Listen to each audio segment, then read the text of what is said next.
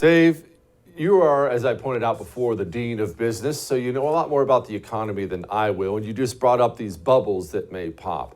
If we have a bubble that's going to pop, and I believe we have one that's going to pop big time, what does that look like for the normal human being? Somebody's watching right now, a bunch of people are watching right now, and they want to know, well, what does that look like for me? What does it mean to me? What does a bubble pop mean, Dave?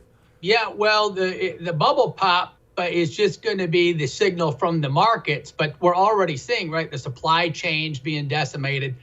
We're losing baby formula. Africa is going to experience a famine. That's what it's going to look like abroad. Here, we're going to get back to a real economy, which is going to be shrinking in size, contractionary. So this nice little poof in the labor markets we've had, where it's hard to find labor, that's going to go bye-bye. People are going to have a hard time finding jobs. So I would encourage anybody looking at retirement or thinking you got enough in your assets right now, hang tough with that job, get the kids skilled up, get yourself jobs with benefits.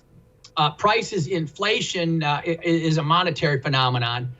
So we might, you might be peaking maybe, but it's the duration is going to be with us for quite a while still. There's a couple year lag built in there. So those high prices are around to stay. For you and your family. The government debt is coming due. The Fed is going to raise interest rates, and so your tax payments are going to have to go up while you're trying to get by on 10% higher food prices. So there is no pleasant news. That you shouldn't get in the ditch in the first place. You shouldn't ruin every institution that Americans hold dear. It's an assault, like Nan said, on the Judeo-Christian system and everything that goes with it. Freedom. You can just look across the board. The Judeo-Christian piece is serious, and I hope it offers people some hope. That's why I'll end on that. But just look at who's arrayed against us that's not in that tradition, right? China, Russia, not Davos, not men and women versus not men and women.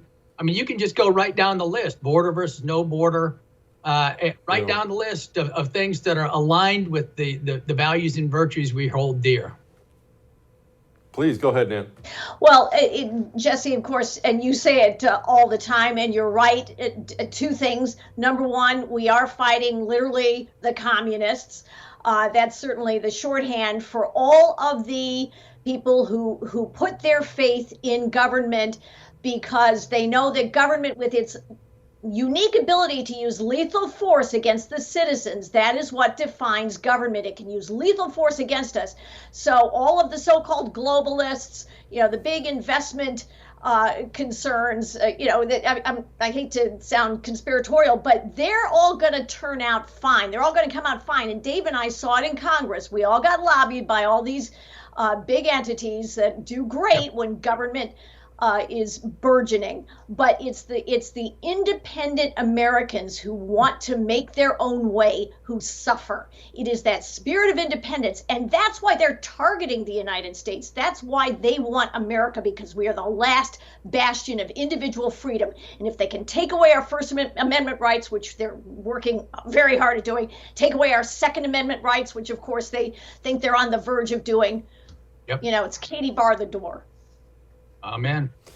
Dave, Nan, actually, I'm gonna go to both of you on this. I'll let Dave have the first word on it, and then we're gonna finish up this thing with Nan. Is there any way to stop this spending?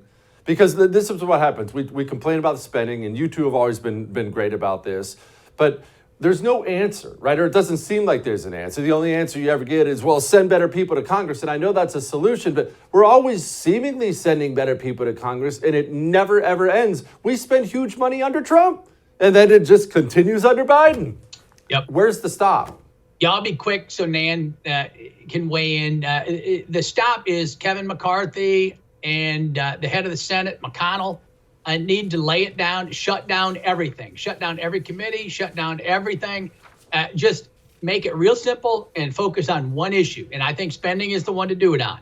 Just lay it down. Say we're not going to move forward until we sign off on this insanity and funding wars that are just going to go on forever, along with all the usual spending. So just lay it all on the line, shut it all down until the Dems agree, and publicize the daylights out of that issue. We don't have any leadership in DC right now out on the TVs. It's just conspicuously absent.